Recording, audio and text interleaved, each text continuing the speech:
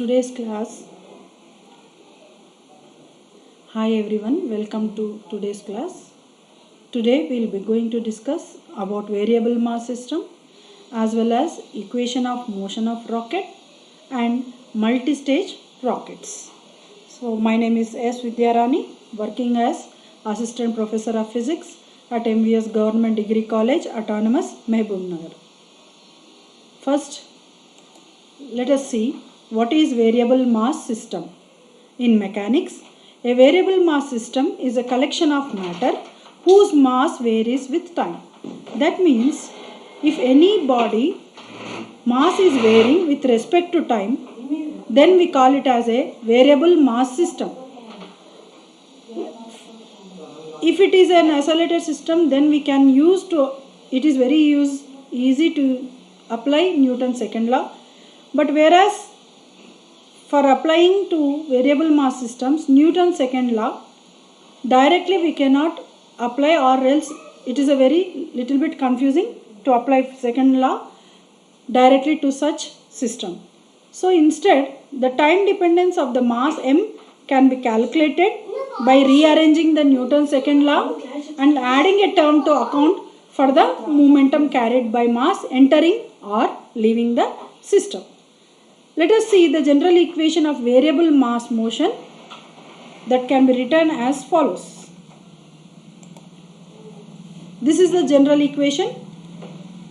This is nothing but external force plus relative velocity into rate of change of mass is equal to m times of rate of change of velocity with respect to time.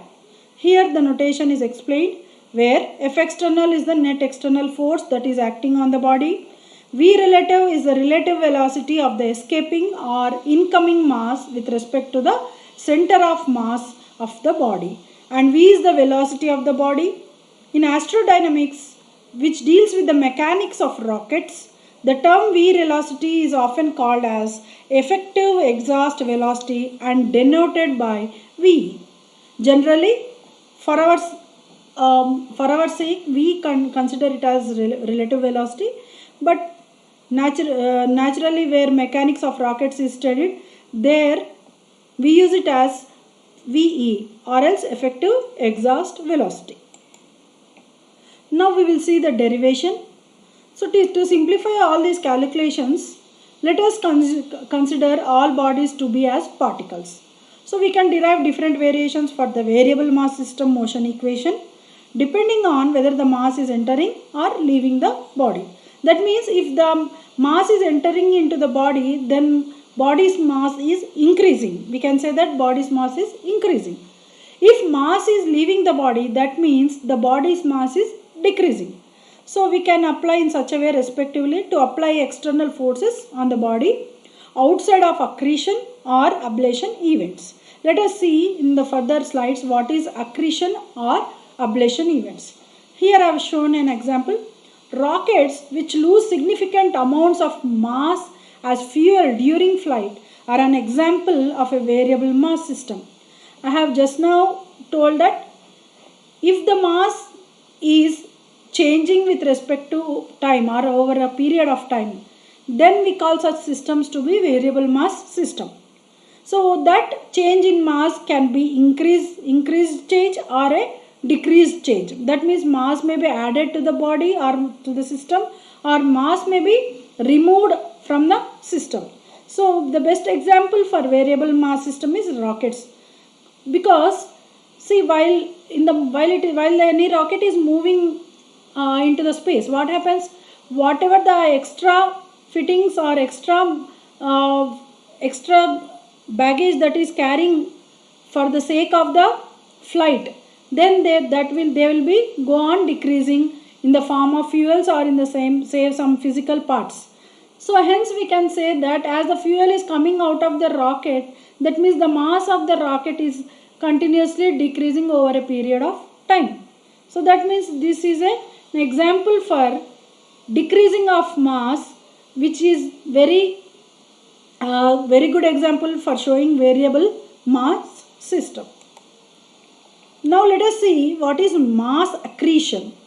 So That means any system or any body which is gaining mass over a period of time is called as accretion. That means if any system is gaining some mass, then we call such systems or such process as accretion, or say mass accretion is happening. A body of time varying mass m moves at a velocity v at any initial time t. In the same instant, a particle of mass m of mass dm moves with velocity u. The initial momentum can be written as in such a way. So let us see the example here. Here let us say this rocket is having a velocity of m moving with a velocity v at time t. But later at time t plus delta t, after some delta t time, if you observe, this delta m mass is getting added to the initial rocket. So that means this is called mass accretion. Or else if the delta m amount of gases are coming out of the rocket, that means that we call it as mass ablation. Let us see. So now if you see here at instant 1, a mass dm with relative velocity u is about to collide with the main body of mass m and velocity v. Now after some time dt, at instant 2, if you observe, both particles move as one body with velocity v plus dv, and the mass now becomes m plus dm. This is called mass accretion because dm amount of mass is getting added to m, that is mass of the system, so that they will be moving as one particle, say with mass m plus dm, and velocity has now changed to v plus dv. So now if you see the momentum, what happens? Let the momentum at the initial time is p1. This can be written as mv plus u dm. We have to add all the momentums of all the bodies. We have to consider all the individual momentums. If you see, we know that momentum is a product of mass and velocity. So this system has a mass of m and velocity of u, whereas the particle which is getting added is having a mass of dm and moving with a velocity u. So the momentum of this particle will be u into dm, and the momentum of this particle will be m into v. So for the total momentum of at instant 1, so to get the total momentum, we have to add the momentum of this particle with the momentum of this body. Then only we get the total momentum of the body at instant 1. So hence now at a time t, so this we got here as p1 is equal to mv plus u into dm. Now after a later time of t plus dt, let both the main body and the particle accrete into a body of velocity v plus dv. That means now mass has combined with the dm mass has been combined with the system's mass, that is m. So now the velocity is changed from v to v plus dv. Now the new momentum of the system we can calculate as in this way, that is p2 is equal to, now the mass has changed from m plus dm because both the masses has been getting added, so m plus dm, and the velocity is now changed to v plus dv. So we have to multiply with mass and the new velocity to get the new momentum. Hence m plus dm into v plus dv. That means if you simplify, so we get mv plus mdv plus vdm plus dm into dv. Since dm dv is the product of two small values, it can be ignored. That means during the momentum of the system varies for, now change in momentum if we want to calculate, that is dp is equal to final momentum minus initial momentum, that is p2 minus p1. Now from this equation we got the value of p2 as mv plus mdv plus vdm, and neglecting dm dv as that is a very small value. Hence this is p2 minus p1. From the before equation we got it as mv plus udm. So after substituting these values and further simplifying, so we get mdv minus of u minus v into dm. So therefore, by Newton's second law, we know that external force acting on a body is equal to rate of change of momentum, that is dp by dt. Hence, from this equation, we got dp value as mdv minus u minus v into dm by dt. Now further calculating, separating the denominator for both the terms, so we get mdv by dt minus of u minus v dm by dt. Noting that u minus v is the velocity of dm relative to m, because we know that dm's velocity is u, whereas the system velocity is v. So this is the relative velocity of dm to m, that is symbolized as v relative or else relative velocity. Then final equation can be arranged in such a way that, so F external is equal to m dv by dt. So whereas this can be written as u minus v can be written as v relative dm by dt. So minus of v relative dm by dt, if it brought to the left hand side, we get F external plus v relative dm by dt is equal to m into dv by dt. Right. Now we came to know what is mass accretion. Now we will see what is mass ablation or ejection. Ejection means, as we all know, mass is ejecting out. That means some of the mass is getting dispatched or getting out of the system. So let us say in a system where mass is being ejected or ablated from a main system or a main body, the derivation is little different. Let us see. At time t, let a mass m travel at a velocity v, meaning the initial momentum of the system is, it is very clear, mass is m, velocity is v, hence the momentum for the initial instance is p1 is equal to mv. So now assuming u to be the velocity of the ablated mass, that means that is getting out of the system, dm with respect to the ground at a time t plus dt, now the momentum of the system becomes p2 is equal to, now mass has been decreased. So if you observe the previous mass accretion equation and the mass ablation one, only difference is that their mass is getting added, so m plus dm, here mass is getting ejected or mass is getting decreased, hence we are showing it as with a minus.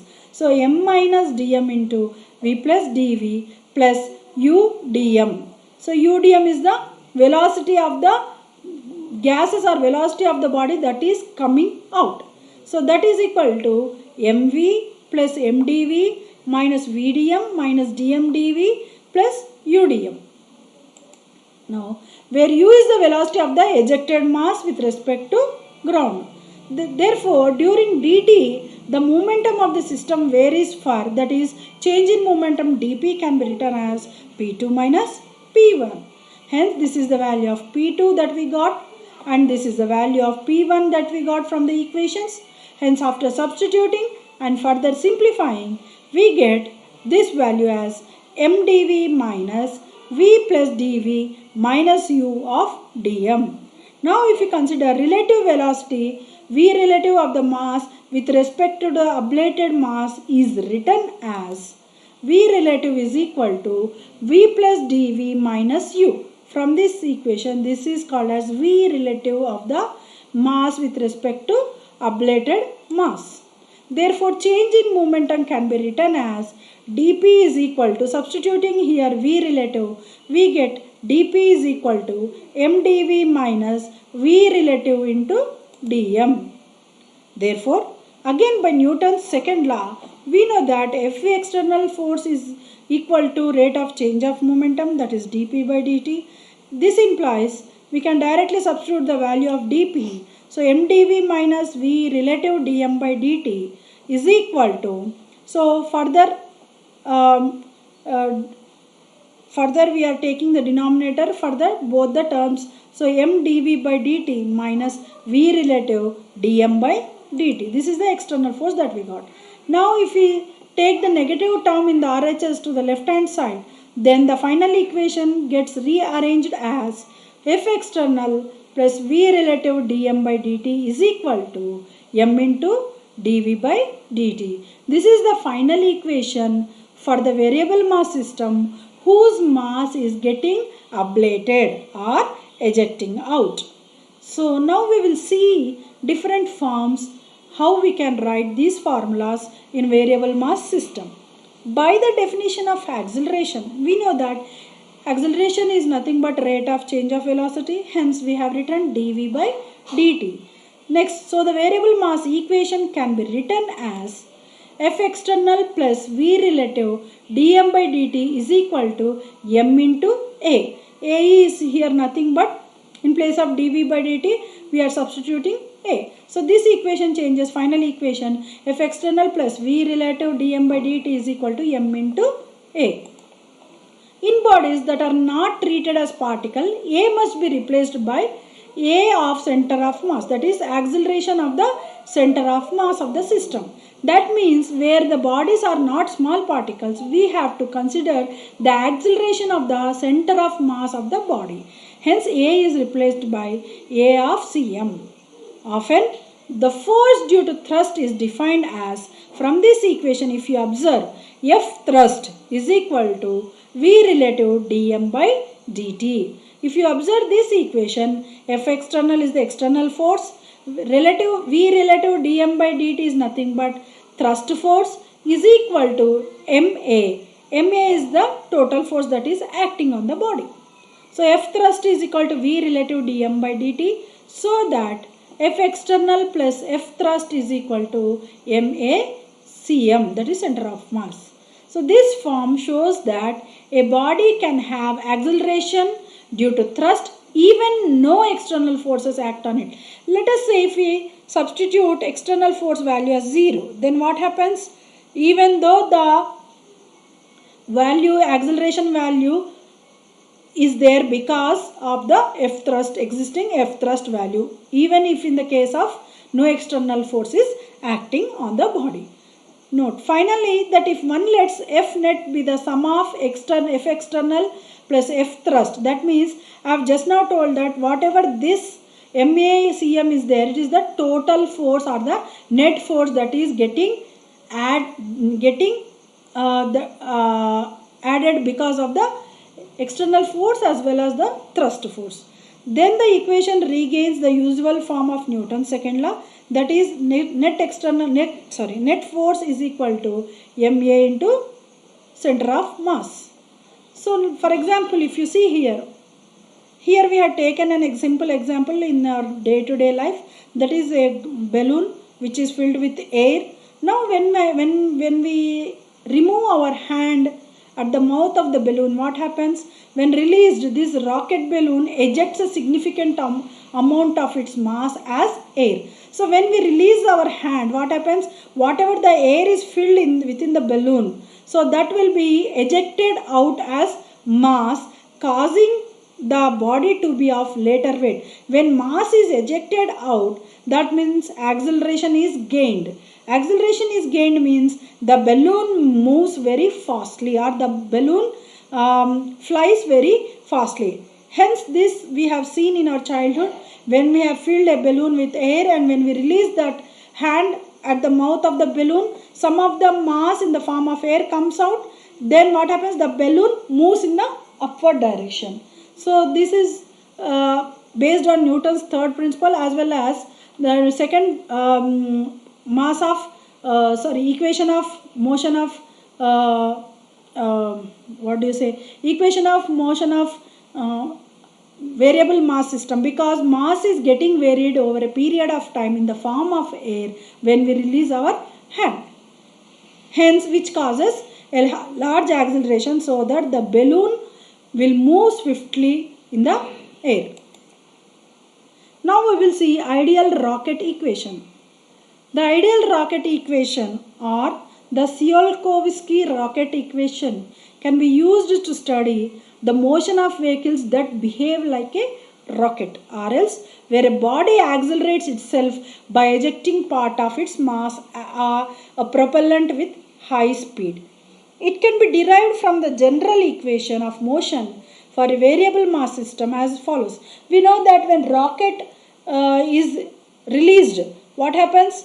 The gases in the mass in the form of gases will come out with a very high speed, so that whatever the according to Newton's third law, so there is an equal and opposite reaction, because of which it accelerates the rocket to move in the upward direction. As the gases are coming in downward direction, it will push the rocket in the upward direction.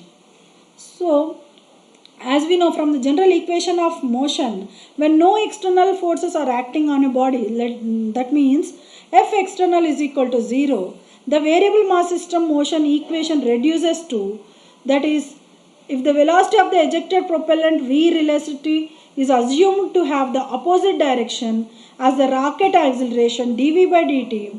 Now the scalar equivalent of this equation can be written as, we know that V relative dm by dt is equal to m into dV by dt when no external forces are acting on a body, from which dt can be cancelled out to give minus V relative dm is equal to m into dV. Both dt's get cancelled on either side. So this shows the rocket mass ratios versus final velocity calculated from the rocket equation. See here, this is the on x-axis we have taken mass ratio, and on y-axis we have taken, on y-axis we have taken mass ratio, whereas on x-axis we have taken final velocities. So in this way, if you see, there is a parabola, or else there is a high increase in the velocity when mass is increasing. So this is how we can show in graphical representation also. So now integrating by separation of variables, we get minus V relative applying integrations between the limits m0 to m1,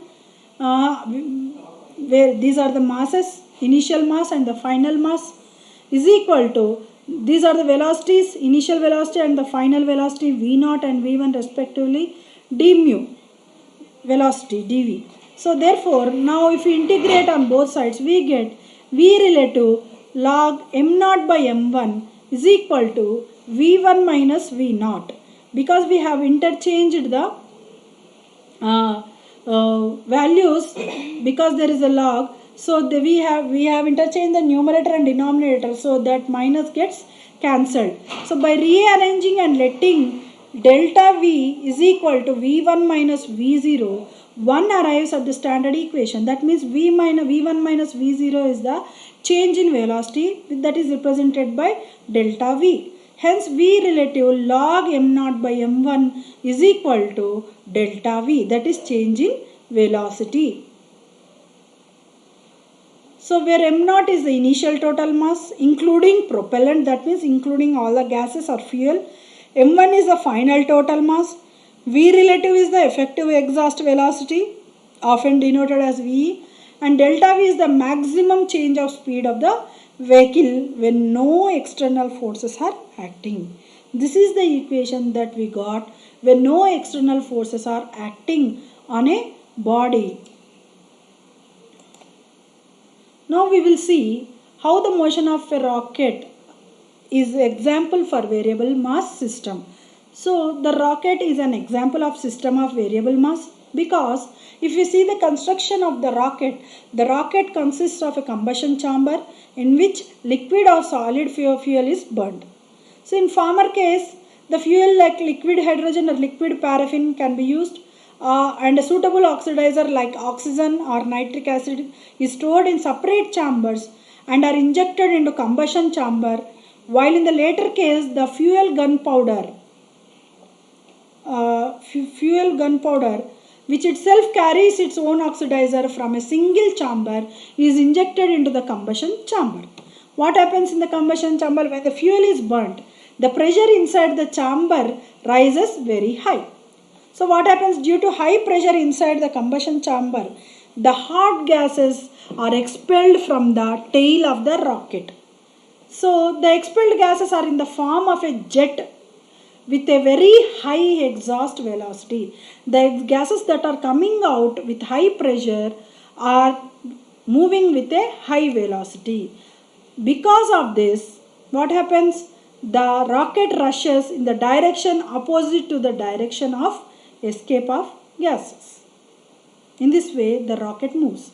So the motion of the rocket can be explained on the basis of Newton's third law of motion and the momentum principle. Let us see what is Newton's third law and how it can be applied for the movement of a rocket. Let m be the mass of a rocket, including fuel, and v its velocity at any instant in any reference frame.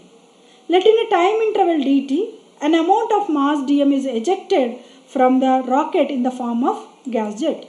So now here we have seen, so gases are coming out in this direction. So the rocket is moving in the opposite direction of the gases. Suppose minus u is the velocity of the gas jet with respect to rocket. As rocket is moving to the opposite side of the gases, we have shown the velocity of the gases with a negative sign, which indicates the opposite direction of the gases that are coming out with the rocket. Then the velocity of the gas jet in the frame will be v minus u. So let v minus u is equal to relative velocity v. So now the rate of change of momentum of jet coming out of the rocket, that is force acting on jet, is equal to rate of change of mass of the rocket due to escape of hot gases into velocity. What is the rate of change of mass of the rocket? Dm by dt into, so velocity is v minus u.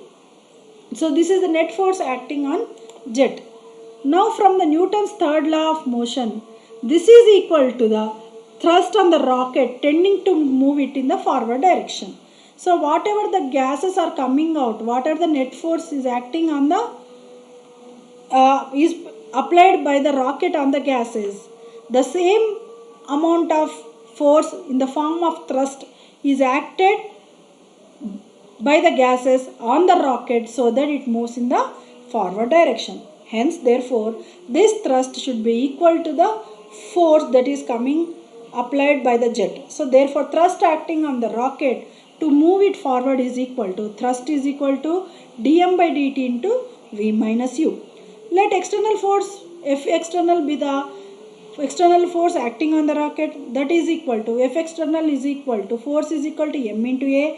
Here a is acceleration due to gravity, hence g. But here we are showing it with a negative sign because the rocket is moving away from the gravitational force. That should be shown with a negative sign. So F external is equal to minus of mg, where mg is the weight of the rocket. So the force acting on the rocket in forward direction, resultant force can be written as, so dm by dt into v minus u, that is thrust, minus mg, that is weight of the rocket.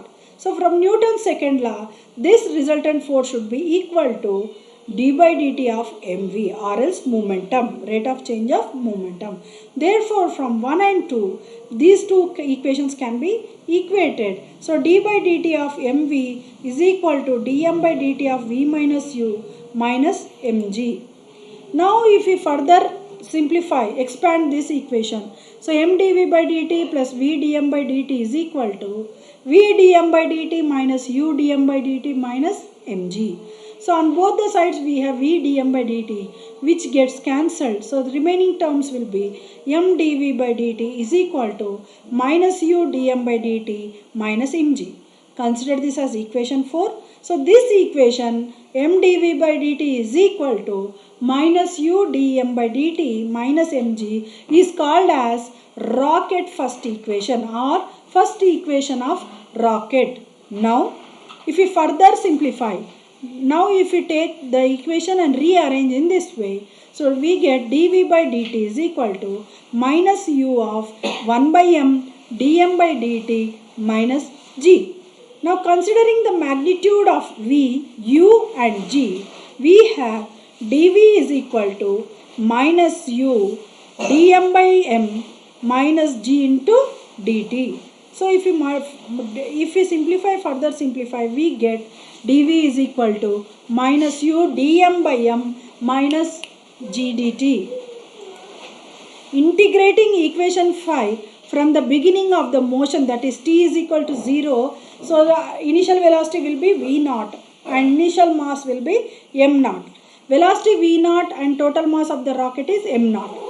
After time t, velocity becomes v and mass becomes m. Let us suppose integrate with these limits, using these limits. Hence, so v naught to v integral dv is equal to minus u integral m naught to m dm by m minus g integral 0 to t dt. Then applying, after integrating, if you apply the limits, so now we, after integrating, we got v within the limits v naught to v is equal to minus u log em within the limits m naught to m minus g of t within the limits 0 to t. So when we apply these limits, so upper limit minus lower limit, hence v minus v naught is equal to minus u log e. So upper limit is m minus m naught. So when we take log common, we will get it as log e m by m naught minus, here when we apply upper limit and lower limit as t and 0, we get minus gt. Now if we take that minus inside, so within the log, numerator and denominator will exchange their places. Hence v is equal to v naught plus u log e m naught by m minus gt. So this equation 6 represents the velocity v, that means final velocity v of the rocket at any instant t. This equation is called as second rocket equation. So now we have to consider two special cases. So let us suppose if the force of the gravity is ignored, what happens? Let us say if g becomes 0. This equation gets transformed into v is equal to v naught plus u log e m naught by m. This value becomes 0 because g is equal to 0 according to the special case we have considered. So now further, after considering g as 0 value, now let us say if the initial velocity v naught of the rocket is also 0. Consider the initial velocity, that means the rocket is at rest initially, hence v naught becomes 0. Hence now v is equal to, considering v naught as 0 2, then what we get? V is equal to u log e m naught by m. Consider this as equation 7. So from this equation, if you observe, so the final velocity will be more when, if you observe here, m naught is the initial velocity, m naught is the initial mass and m is the final mass. If you observe the relation between final mass and the final velocity, so v is inversely proportional to mass. That means final velocity is inversely proportional to final mass. That means if final mass is less, that means if mass is getting decreased, that means mass is getting ablated or ejected. That means velocity, final velocity of the system will be more, or vice versa. That means if the mass of the final mass of the body is more than the initial mass, then our final velocity will be less because both are inversely proportional. And if you observe these initial mass and the final velocity, so they both are directly proportional. That means initial mass is more when compared to final mass, then the final velocity will be more. Or if initial mass is less, that means final velocity will also be less. So hence for any body to get higher velocity, then its final mass should be less compared to initial mass. Based on this, multi-stage rockets are constructed. So till now we have studied about a rocket. The rocket depends upon the principle of jet propulsion. So that the principle of jet propulsion depends upon the law of conservation of momentum. So according to the law of conservation of momentum, the jet emerging in the backward direction make the rocket to move in the forward direction. That means whatever mass that is coming out of the system, that means final mass has been reduced because of the gases are ejecting out. because of which the final velocity of that body will be increased. Let us see how it can be attained in multi-stage rocketing. So the velocity attained by the rocket is approximately 4 kilometers per second. Normally, any rocket, when the gases are coming out in the backward direction, so the rocket is pushed in the forward direction at an approximate speed of or velocity of 4 kilometers per second. But to escape from the Earth's gravitation force, at least 11.2 kilometers per second velocity is required for any body to move away from the Earth's gravitation pull. So to obtain higher velocities, so this can be attained only by multi-stage rockets containing 2 or 3 more stages are employed. That means in multi-stages means we construct rockets as multi-stage rockets so that our desired velocity or desired escape velocity of 11.2 kilometers per second can be attained so that it can escape from the Earth's gravitation pull. So for example, in case of 3 stages of rocket, the first stage is very heavy or very robust.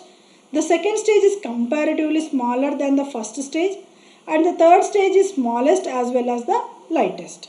So first of all, the first stage of the rocket is used to acquire the acceleration of the rocket.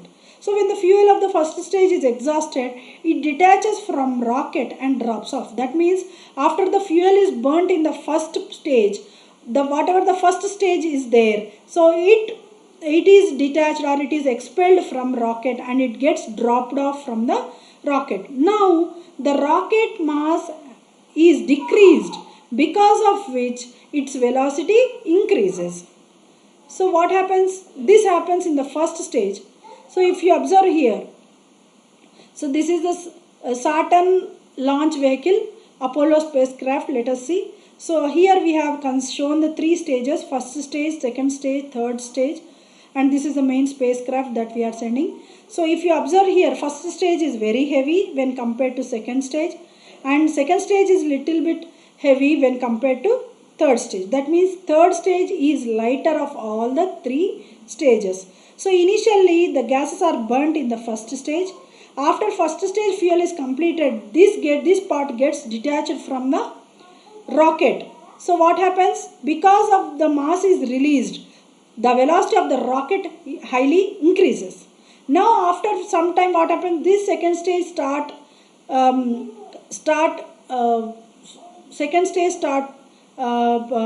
fuel. So now what happens? Here the gases are burnt again after few seconds or after a few point of time. At a later point of time, what happens? This second stage also get detaches from the body of the rocket. Again the weight of the mass of the rocket is reduced to a very comparable manner. Hence what happens? The velocity of the rocket further increases. So in this way, all the stages gets detached after the fuel combustion takes place in each stage. So because of which, after specified time, the mass of the rocket is very less, hence it gains more velocity, that is the required escape velocity can be attained, hence it can move away from the Earth's gravitation pull into the space. So here see, I have shown a figure which is displayed in NASA website. So booster staging. Before staging, here what happens? Powered ascent. So here gases are coming out, hence the rocket is moving upwards. After a few stages, what happens? Upper stage and lower stage gets detached. That is first stage getting discarded from the rocket. Hence this mass is falling off. So what happens? Because the mass is getting ejected, so the velocity of the rocket increases. Hence it moves further with very high speed when compared to the initial instant. So because of which it moves very swiftly into the space without experiencing the gravitation pull. So the velocity at this stage becomes the initial velocity of the second stage. When the first stage gets detached off, now the initial velocity will be the velocity of the initial velocity of the second stage. Now the second stage is ignited, that means it starts functioning. The rocket gains acceleration and now again the velocity goes on increasing. So in this way the removal of surplus mass contained in the first stage considerably helps in attaining the higher velocity. Now when the fuel of the second stage is also exhausted, it too gets detached from the rocket. Now the mass is further decreased, hence the velocity is highly increased. So the velocity now acquired so far by the rocket is less than the escape velocity 11.2 kilometers per second. Finally, the third stage rocket starts off with the required velocity. For that reason, multi-stage rockets are constructed to attain the escape velocity of 11.2 kilometers per second without experiencing the gravitational pull. Now let us see a video by NASA how a multi-stage rocket is moved into the space. See, the rocket is moving with initial velocity of 4 kilometers per second, say. So to escape from the Earth's gravitational pull, its weight should get reduced so that it attains velocity, high velocity. So now the parts getting detached in the video. So now the first stage is started.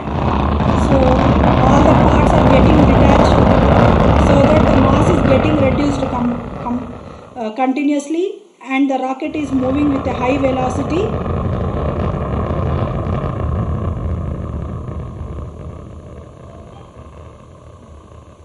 So for each stage the mass is getting reduced continuously so that the remaining part which is in the front of the rocket will move with a higher velocity. In this way the multi-stage rockets are constructed. This is the very spectacular video to show multi-stage rocketing. So see how the satellite is moving, getting detached from the rocket and it is moving towards the moon. So it is moving in the space. The gases are coming out with high speed. See how the parts are getting detached.